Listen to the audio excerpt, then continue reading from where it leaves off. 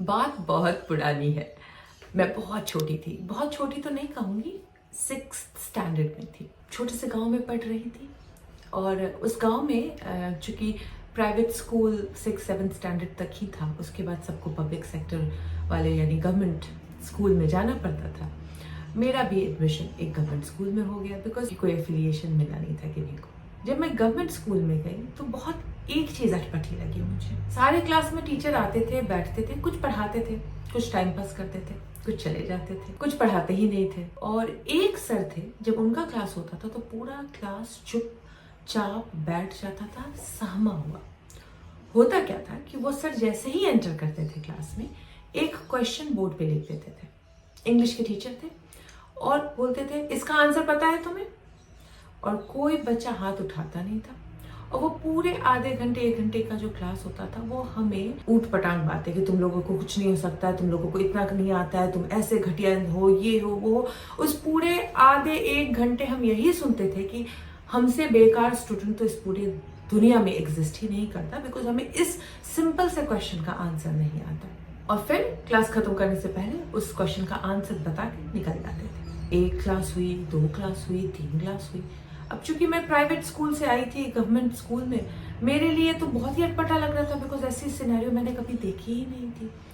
और वो टीचर आके पूरे टाइम बोल के जाए और सारे बच्चे सहम के रहे। जब क्लास खत्म हो तो सब एक मतलब कहते थे एक लंबी सांस लेते थे कि फाइनली इट्स ओवर। बट मेरे अंदर का रिबेलियस नेचर वो जाग रहा था। एक दिन उन्होंने क्लास पे फिर से क्वेश्चन पूछा और क्वेश्चन पूछते पूछते उन्होंने फिर से गालियां देना शुरू कर दी कि तुम लोगों से घटिया कोई स्टूडेंट नहीं हो सकता। आई मीन वो उनका जो आधे घंटे आके वो बोलते थे, बेसिकली वो अपनी टॉक्सिसिटी अनलोड कर रहे थे। गार्बेज से भरा हुआ इंसान, कचरे से भरा हुआ इंसान जो अपने जीवन में फेलियर के अलावा कुछ नहीं देखा है, जिसने अपनी आकांक्षाओं के ऊपर मेहनत ना करने के कारण जो सेटबैक देखा है, उसकी अनलोडिंग करता था नन्हे मुन्ने 4th, 5th, 6th के बच्चों के सामने शेर बन के, है ना। और उस वक्त वो बहुत भयावह दिखता था मुझे और सबको दिखता था उस क्लास में बैठे लोगों को। और उसने बोला कि तुम लोग तो इतने घटिया हो कि तुम लोग इंग्लिश का एक लाइन भी नहीं रीड करना चाहते हो। ये मेरे आत्मा को चोट पहुंच गया बिकॉज मुझे तो लगता था मुझे इंग्लिश रीड करनी आती है। अच्छा, ये बात समझ लीजिए, बिहार के सरकारी स्कूल की कर रही हूँ जहाँ पे इंग्लिश पढ़ना कंपलसरी भी नहीं था। एक ऑप्शनल सब्जेक्ट था इंग्लिश, जिसमें पास हो फेल हो वो आपके 10th के बोर्ड रिजल्ट में ऐड भी नहीं होगा। और उस सब्जेक्ट के लिए आधे घंटे तक उन बच्चों को ट्रॉमेटाइज किया जाता था और ये बताया जाता था कि तुम कितने घटिया हो, विदाउट रियलाइजिंग कि वो उन लोगों के सेल्फ वर्थ के साथ क्या कर रहा है वो इंसान। जब ये उसने बोला कि तुम लोग तो ऐसे घटिया कि तुम लोग इंग्लिश का एक लाइन भी नहीं पढ़ सकते हो, कौन है जो ये बुक का एक पूरा पेज पढ़ सकता है? मैंने हाथ खड़ा कर दिया। जैसे ही मैंने हाथ खड़ा किया, सारे बच्चों ने तो मुझे ऐसे देखा जैसे मैंने कोई बहुत बड़ा पाप कर दिया हो। सबके आंखों में मेरे लिए बेचारगी दिख रही थी और सबको समझ में आ रहा था कि मैंने जो ये हाथ उठाने की गलती की है उसका परिणाम क्या होने वाला है। अच्छा रेवती, तुम पढ़ पाओगी? तुम्हें कॉन्फिडेंस है कि तुम पढ़ पाओगी? हाँ, सपन मोहंती नाम था उस टीचर का, याद रख लीजिए, अभी भी नहीं भूली हूँ ना, और ना ही वो इंसिडेंट। मैं उठी, बुक पढ़ना शुरू किया और मेरी दुर्भाग्य था कि एक लाइन पढ़ा, दूसरा लाइन पढ़ने लगी और उसमें एक शब्द आ गया जो शब्द का प्रोनाउंसिएशन मुझे आता नहीं था। वो शब्द था तो बहुत इजी, लेकिन उस वक्त चूंकि सबके सामने एक तो पब्लिक स्पीकिंग से डर लगता है और सारे लोग मुझे सहम के घूर के देख रहे थे और एक प्रेशर की परफॉर्म भी करना है, इस सामने वाले टीचर को रॉन्ग भी प्रूफ करना है।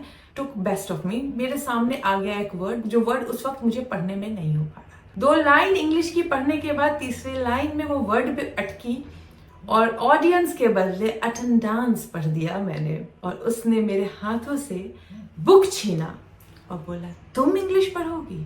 तुम्हें इंग्लिश पढ़ना है? ऑडियंस तो बोलना आता नहीं है, इंग्लिश पूरा बुक पढ़ने का दावा करती हूँ। और मुझे सबके सामने खड़ा होके इतना जलील किया, ये बिना सोचे कि क्या असर हो रहा है उनके शब्दों का। और उस ट्रॉमा से 2 चीजें हो सकती थी, शायद मैं इंग्लिश से पूरा मुंह मोड़ लेती और इंग्लिश नहीं सीखने का प्रण कर लेती, या इंग्लिश को ही दुश्मन बना लेती कि भाई इसके कारण मैं इतनी जलील हुई हूं तो ये सबसे घटिया चीज़ है, क्योंकि जनरली ज़्यादातर लोग ऐसा ही रिस्पॉन्स देते हैं अपने लाइफ में हुए बुरे टाइम को लेके। लेकिन मैं थोड़ी टेढ़ी थी, मैंने इंग्लिश को अपना चैलेंज बना लिया। बहुत छोटा सा गांव था, कोई इंग्लिश का माहौल नहीं था, सिर्फ एक MTV करके चैनल आता था, उसमें गाने बजते थे इंग्लिश, और गाने में क्या बोलती थी मुझे समझ में तो नहीं आता था, लेकिन जब गाना आता था तो उसके नीचे लाइन आती थी, एक लाइन इंग्लिश की लिख के आती थी। फिर क्या था, वो जो एक लाइन इंग्लिश की लिख के आती थी मैं उसको लिख लेती थी, और जब वो गाना बजता था वही एक लाइन रिपीट करते रहती थी। जो मेरे वहां के भाई बहन थे, कजन थे, बोलते आता तो है नहीं इंग्लिश पर बोलने गाने, बस एक लाइन रट लेती है और बोलती रहती है। लेकिन मैंने कभी भी उनके रिमार्क्स को दिल पे नहीं लिया। इंग्लिश सीखने का जुनून इतना था, किसी को प्रूफ करने के लिए नहीं, उस सपन मोहंती को साबित करने के लिए नहीं, शायद वो कहाँ होगा मुझे पता भी नहीं, वो गार्बेज क्यों अनलोड करता था वो भी नहीं पता था मुझे। लेकिन उस इंसिडेंट ने मेरे पर्सनालिटी में शिफ्ट किया कि ओ, मुझे जो लग रहा है कि मुझे बहुत अच्छे से आता है, उसमें भी कुछ गलतियां हो सकती हैं और लोग उसको हथियार बनाकर मुझे नीचा दिखा सकते हैं। तो अब मुझे इसमें बढ़ना है। होते टूटते, टूटा फूटा बोलते, मजाक बनते सीखना शुरू किया, बिना किसी माहौल के, बिना किसी फॉर्मल पढ़ाई के, बिना किसी गाइडेंस के इंग्लिश सीखने लगी। और आज इंग्लिश बोलती हूँ, जैसा भी बोलती हूँ समझ में आता है, नौकरी मिलती है और काम करती हूँ। हो सकता है मेरी इंग्लिश बहुत मज़ेदार नहीं है, उसमें ग्रामेटिकल एरर अभी भी होते हैं, लेकिन मैं बोलती हूँ। मैं शेक्सपियर नहीं हूँ, लेकिन मैं बोलती हूँ। और ये कहानी आपके साथ इसके लिए शेयर कर रही हूँ कि लाइफ में कई एक बार ये गार्बेज से भरे ट्रक हमारे सामने अनलोड होते हैं। कभी कोई टीचर के रूप में अनलोड हो जाता है, कभी कोई क्रिटिकल पेरेंट के रूप में, कोई रिलेटिव के रूप में, कोई दोस्त के रूप में, कोई बॉस के रूप में, कोई कलीग के रूप में। बट इन गार्बेज से भरे ट्रकों को अपने जीवन में कचरा ना फैलाने दें। कि किसी भी एक सिचुएशन में अगर कोई गार्बेज ट्रक आपके ऊपर गिरा रहा है तो मेरी इस कहानी को याद रखिएगा। आप सेल्फ डाउट में पड़कर उस चीज जिसके कारण आपको नीचे दिखाया गया है उसको दुश्मन मानने की गलती मत कीजिए, बल्कि उस चीज जिसके कारण आपको नीचा दिखाने की लोगों ने कोशिश की है उससे दोस्ती करने की ठाने। वो आपको अपने आप सिखा देगा कि उसे कैसे ठीक से बोला जाता है या ठीक से किया जाता है। अगर मैं इंग्लिश को दुश्मन मान बैठती तो आज बोल नहीं पाती।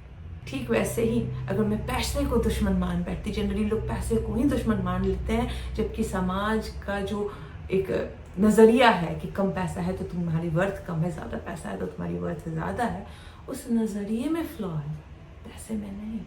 तो अगर पैसे से कोई नीचे दिखा रहा है, आपकी फिजिकल अपीयरेंस से कोई नीचे दिखा रहा है, आपकी सोशल स्टैंडिंग से कोई आपको नीचे दिखा रहा है, तो दुश्मनी सोशल स्टैंडिंग, फिजिकल अपीयरेंस, पैसे से मत कीजिए, बल्कि उस सारे सब्जेक्ट से प्यार करना शुरू कर दीजिए। वो अपने आप बता देगा कि आप उसको बेटर कैसे कर सकते हैं। बस इंटेंशन बनाना होता है और लाइफ आपको अपने आप डिजाइन बना के दे देगी उस रास्ते की मंजिल तक पहुंचने में। होपफुली ये वीडियो आपकी हेल्प करे। अगर इस वक्त आप जूझ रहे हो किसी ऐसे गार्बेज ट्रकों से, याद रखिए आप चाहे तो किसी भी सिचुएशन का परसेप्शन पॉजिटिविटी में ले सकते हैं और अपनी लाइफ को एक बेटर वे में शेप कर सकते हैं, या फिर उसको एक्सक्यूज बनाकर अपनी लाइफ को फेलियर का कारण बना सकते हैं। Choice is yours. एंड मैं हर बार बोलूँगी, एक्सक्यूज को नहीं, उस पर्टिकुलर टफ सब्जेक्ट से दोस्ती को चुनिए, लाइफ बदल जाएगी। मिलती हूँ आपसे नेक्स्ट वीडियो में। Till then take care, good bye.